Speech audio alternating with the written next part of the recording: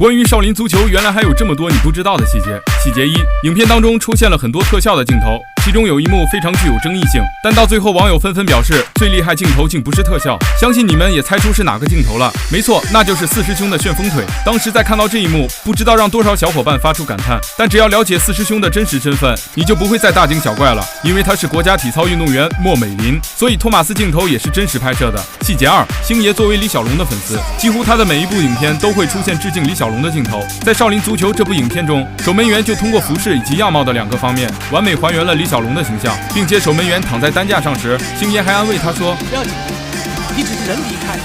精神永远都会在这里。”这句话又何尝不是对李小龙说的呢？细节三，六师弟林子聪在商场拿出的照片，其实是木村拓哉的年轻时的照片。细节四，在星爷捡破烂的过程当中，无意间看到了橱窗里的球鞋。每当这时，星爷都会停下来认真地打量着球鞋。但接下来发生了这样一幕，星爷并没有触碰到橱柜的玻璃，无语的是却被门店经理赶走了，并紧接着就用自己的衣袖把玻璃擦得干干净净。对于长期售卖昂贵物品以及奢侈品的店员来讲，骨子里已经认可自己是高档人士了。但在星爷踢进了半决赛后，赞助商给予了大力赞助后，同样还是那个经理，但他的态度却发生了180度大转变。或许这才是影片当中最真实的小细节。细节五，在观看完整部电影后，不少小伙伴都产生了一个疑问，那就是星爷在本片中的名字叫什么？怀着这样的疑问，他们看到了影片最后的演员表，但让他们没想到的是，就连演员表都没有星爷的名字。但我想告诉你们，其实在片中就出现过星爷的名字，那就是星爷居住的纸壳子上，我们能够清楚地看到上面写着星驰。相信这一点让很多小伙伴都没能想到。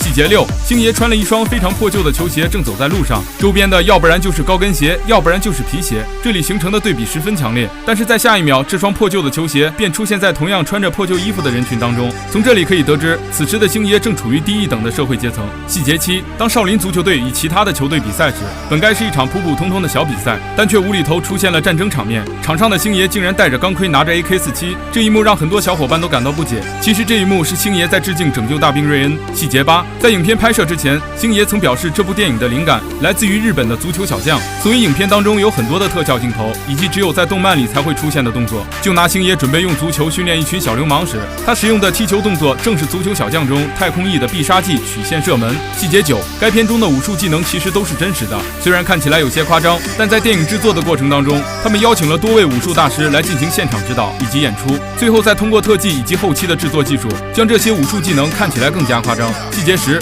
二师兄看似搞笑滑稽的头发，其实是在致敬《大内密探零零发》当中的西门吹雪。细节11，少林足球的配乐来自于多个国家，除了一些经典的中国武侠电影配乐以外，同时还有一大部分来自不同国家和地区的音乐，比如德国、西班牙等等，多种的音乐融合使电影的配乐变得更加富有色彩。